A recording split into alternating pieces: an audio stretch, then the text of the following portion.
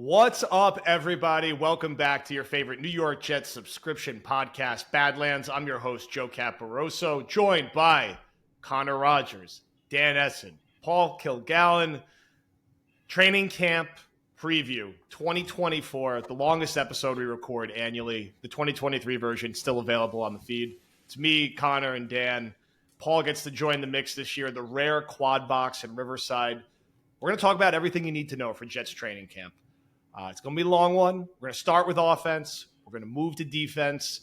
If you're just listening to this on the normal podcast feed, to get the full episode and to get the video and look at all of our beautiful faces and backdrops, you got to upgrade to War Room. And it's a good reminder that we will have a lot of content throughout the season that is just War Room. So it's the season now. Now is a good time to upgrade. Boys, how we doing? How we feeling? Beautiful faces on a Saturday morning or a weekend morning, Joe, is quite the bold proclamation there, but I'll gladly take it. Listen, I like to talk us up. I think we're all holding up pretty well, and we're about to go into the goddamn Thunderdome. Paul had a good idea that I'm going to tally up how many posts we've done since the Pats game ended in the snow between now and training camp, and it's been a lot of off-season content. So now we're switching to in-season mode. Let's start at the top with the quarterback position. Aaron Rodgers, Tyrod Taylor, Jordan Travis already on the not available list. I don't expect to see much of him, if any of him, this summer. CR, we talked about this a little bit in a pod a few weeks ago with Peasley being sort of the camp arm. I'll start with you, Connor. What is like the day-to-day flow of the quarterback rotation look like from now until week one? And is there anything in particular you're looking out for? Well, I think it's going to be interesting to see because we've heard from OTAs that Rodgers is just essentially 100%. It feels like when he speaks and a lot of other people speak that he was practicing at the end of last year. It wasn't just a charade. Now, playing in a game is a wildly different story in the NFL, but still practicing, getting reps with the guys. So are they going to come into camp with Rodgers just firing on all cylinders, or is there any kind of limitations and build up because of how significant of an injury it was? I expect him to be firing on all cylinders. I don't think he wants it any other way. And he's a guy that he needs to kind of see those live bullets. You need pass rushers in your face. I know you're not going to get hit in camp, but they're going to have three different, joint practice sessions across three different teams. Like, that's fast paced. That's, very, very violent for a practice setting. And then the bottom line is, though, you do need Tyrod to be getting significant work even with the first team, because if the bottom falls out again at some point of the season, or like we always say, if Rodgers bangs his thumb on a helmet or sprains his ankle and misses 3 weeks, Tyrod needs some reps with Garrett Wilson. Tyrod needs some reps with, it's going to be interesting to see how they kind of divvy up, and we'll get to the wide receivers, the guys that take over while Mike Williams is recovering, as he's not going to be ready to practice out of the gate right away. And then when really the guys like Peasley, they see the most of their work in the second half of preseason games. It's got to be a crazy life. I couldn't imagine being a camp arm, because those guys don't get a ton of work in actual live practice settings, because that practice setting, if Rodgers isn't going to play at all this preseason or much at all, we don't really want Tyrod out there for 2 quarters at a time. I don't want to risk that injury to a high-profile backup quarterback. That's where Peasley is going to see the most of his reps, especially with a guy like Jordan Travis still recovering from significant injury that ended his college football season at Florida State last year. So it's not really groundbreaking, but I think because of the dire need to get reps with the top pass catchers on this team, it's going to be very, very heavily not split between Rodgers and Tyrod, but a big dose of Rodgers with a little bit of Tyrod, because those guys just shouldn't see a lot of preseason time, to be quite honest with you. Dan, do you want to see Rodgers play at all in the preseason? No. I think it's for a lot of the reasons why that Connor mentioned with Tyrod, where they're, basically they made the insurance move this time. I think obviously we're probably all very happy about that move, getting somebody that experienced and somebody who you're not going to be like completely depressed if things actually go catastrophically wrong. I think that like rapport and that understanding of the offense needs to be developed as well in that just in case situation. I think with Rodgers, We did see him in preseason last year for a little bit, as you know, we're on the bar. So I mean, if we are all gathered together, then I probably will change my mind. But uh, I think that it's just not super necessary. I think he's been around for a while, and he can obviously get himself ready. It's always going to be a learning experience, regardless if he plays in preseason or not. The first few weeks, but I think they have a defense to kind of account for that. So yeah, I don't think it's gonna be super necessary. Again, he didn't even get hurt in the preseason. It was week 1 anyway. But like, yeah, Right. I think it's a situation where he doesn't really need to. Paul, let's say Tyrod Taylor has to start 4 games this year. I don't think that's an irrational thing to think could happen with Rodgers' age and returning from an injury. Like, what are you expecting from him? How much can this team stay afloat if Tyrod has to kind of do what I'll call the Quincy Carter from 2004, where like Pennington missed a random 3 games in the middle of the year. He plugged in and they kind of like stayed afloat. It was okay. Like, They were 2-1, right? yeah, they were 2-1. I remember he had some like awesome bomb to Santana Moss, and it was all good. But like, how what are we getting out of Tyrod if he has to play like 3 or 4 games this year? Are they going to be okay? Yeah, totally. I think you would expect basically like the back of the baseball card to quote the old adage, like he's been good pretty much everywhere he's gone. I think you could expect what you saw when he played for the Giants last year, which is like people were a little bit surprised, like, wow, he's totally serviceable. Everything you saw with, the Bills and the Chargers and everywhere else he's been is like still kind of there. I think what I would worry about is that he's been a freak injury guy his entire career. So something weird and heinous seems to happen to him everywhere he goes, whether it was like the syringe in the lung or gruesome head injuries. And even last year in the Jets-Giants game, he took a pretty hard hit on the sideline going out of bounds on a scramble.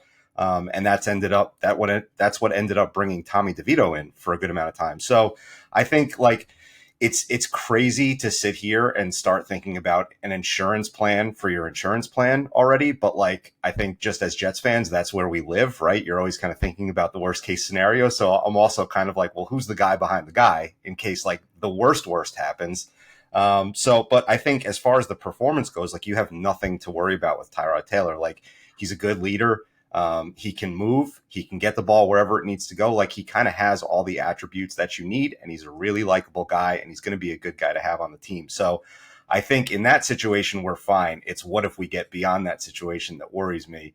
And as far as training camp goes, the only like thought I would throw in on top of what Connor said is just like, I'm not looking forward to the noise around Aaron Rodgers for like the first couple weeks, the close-ups of his foot, what is he doing sitting on the sideline, taking off his shoe, like right, wrong, or indifferent, whether he's 100% or not, those storylines are going to happen and they're not going to be fun to sit through. So I just want to like clear that gate and get through it and get to a point where we can just get back to like normal training camp football. It feels like it's all analyzed of movements now. I mean, people look at an OTA clip that the team might tweet out and they're like, oh, it doesn't look so good for Rodgers. It's just like crazy. I mean, it's the world we live in right now, but I agree with you, Paul, that it does feel like there's this little buffer that will be a little bit annoying at times, and it'll feel. I mean, we've talked about the odds of like Jets fans of where their morale is at, and the majority of the fan base won't really take a deep breath until they see Rodgers throw a touchdown in a regular season game, and you can't fast forward to that. There's no way around it. You just need to get through this period of time and see where it goes. Play 5. That's when we take a deep breath against the Niners. Even if they go 3 and out and it's the second drive, just get me to play 5. 5 handoffs in a row. Yeah, and I think I would do that. We're also, yeah, they should do that. We'll also get the everyday slow motion Rodgers throwing like a 70-yard touchdown to Garrett Wilson, and Woody Johnson quote tweets it. It's like love to see him back, and everyone will go nuts. And I'll enjoy it. I'll retweet it probably, but just the joint practices worry me a little bit. Like, keep him clean, get out, in and out. I'm sure he's going to play a series in a preseason game because he's going to want to, even if we don't want him to. Now, let's pivot to receiver. There was a little chatter this week, again, reinforcing that Mike Williams, may barely be ready for week 1, and it almost sounded like they were hedging more for week 2. But isn't that weird? Can I stop you? I think that's really fucking weird to be like, we don't know about week 1, but week 2. Week 2. Give that extra 6 days to get to Tennessee. It's like, great. It's not even a full week. It's not like you're watching an ankle swelling go down. That's when week to week actually makes sense. And listen, I'm not a doctor. I'm not a medical expert, although the amount of fantasy football and Jets I do, sometimes I feel like I have a second degree. Like, I don't know. That feels really strange to me. That Yes. the whole It's a little scary. That means if he's ready week 2 and he wasn't ready week 1, he's maybe logging you like 12 to 15 real routes or snaps. Yes. Yes. And the only reason I'm trying to have some optimism is they were similarly cautious with Brees last year with their verbiage and usage. Yes. And he looked pretty damn good week 1. He did kind of level out a little bit for a couple weeks. And Salah had a stupid quote and he picked it up down the stretch. But it's concerning because, again, let's say that plays out. Let's say Mike Williams is dressed, but he plays like 8 snaps week 1 and plays like 15 snaps week 2. That, again, means your base 11 personnel when you go 3 wide is Garrett Wilson, probably Xavier Gibson and Allen Lazard week 1. I think Corley gradually works his way into that. Staff seems to like Gibson. He has experience. He played a lot down the stretch last year. They'll probably default to more of the veteran route. Now, look, they could run 12. They could get more tight ends and running backs out there. This is why we keep hammering and talking about receiver. If Mike Williams is right, there's enough there because we like some of the young guys. And I don't think there's like a lot of like roster drama about who's going to make the team. I think it's very likely they carry 7 with Charles being the special teamer to start the year. So you have Garrett Wilson, you have Mike Williams, you have Corley and Gibson probably splitting the number 3 role to start the year. You have Lazard doing his, like, he's here, we have to play him 15, 20 snaps a game to block. We have Brownlee, who we're bullish on and we hope can, like, take a bite of those roles, especially if Mike Williams isn't healthy, and be the X receiver situationally. And then you have Charles from a specials perspective. And then if you go make that big move, which we'll talk about all the way up through the trade deadline for a Devontae Adams, maybe at that point is when you can finally cut your bait with Lazard. I actually think this is one of the, if not the most interesting position to watch all summer, because Gibson, Corley, and Brownlee are effectively all battling to show they have enough at receiver. Is Gibson going to be that guy over the hyped up rookie? Can Corley hit the ground running? And are we misguided with our Brownlee stock that he can, like, kind of make, not a starting receiver, but can he play 20, 30 snaps week 1 and week 2 and be serviceable? Dan, I'll start with you. Gibson and Corley, how do you see that playing out early in the season? I'm starting to skew towards, like, we're going to see an alarming amount of Gibson reps early in the year. Maybe that's not a bad thing, but how do you see that playing out?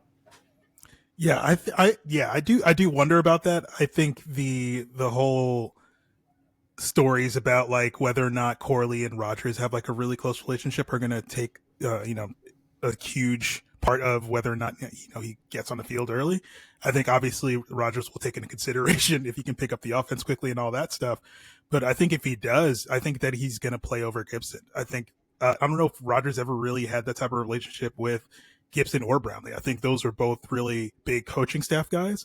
But now we know that the coaching staff doesn't matter offensively. So I think that Rodgers, if he has that close relationship with Corley, he's going to play. And I think he will probably easily take that over Gibson if he can learn the offense quickly and pick everything up. Obviously, we've seen in the past, although, with different coaches at times, rookie receivers not really getting the type of playing time they expect on the Jets. But I think that last year kind of told a little bit of a different story. And I think that with Corley, if that relationship is there, he will play over Gibson, I think. Okay. Now, Paul, are Connor and I too high on Brownlee? So we loved him last year. He had a nice camp and kind of a quiet preseason. Then we didn't really see much of him. And then he had a moment or two down the stretch. Scored a touchdown, looked okay, kind of like sort of like lost in the sauce. I think, Connor, in our best case scenario, it's like, wow, this could be Mike Williams' replacement in 2025. Because you know what? He had 30 catches for 320 yards and 2 touchdowns in sort of a reserve role. Are we being too bullish on this? And is a veteran addition, even like before a big Tay Adams swing, potentially inevitable? Like, are they going to go sign like Hunter Renfrow or Michael Thomas or whoever else may be available right now because there's just not enough at receiver?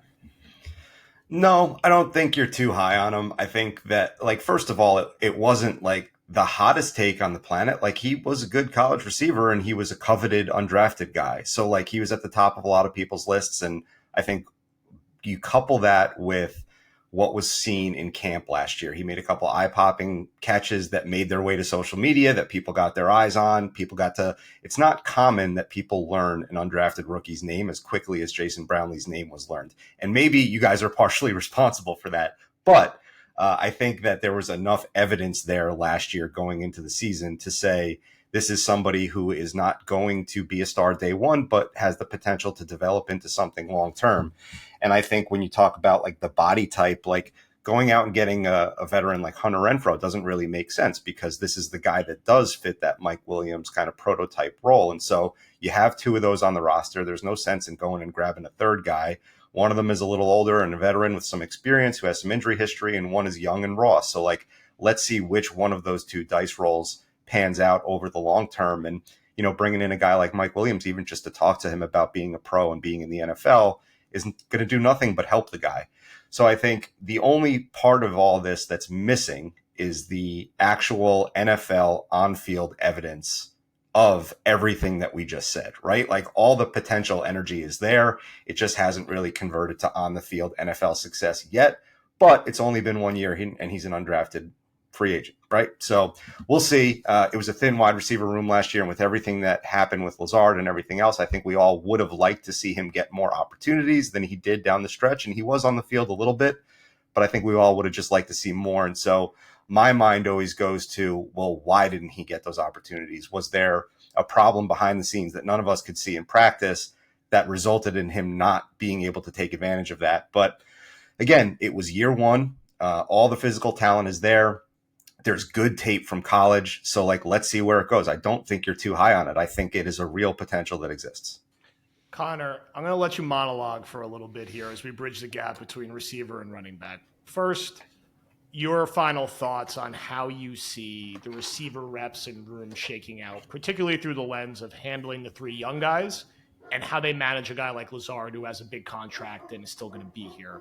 And then into running back, with a real focus on Allen and Davis, two day three guys that Jet fans probably didn't know a lot about before they were drafted.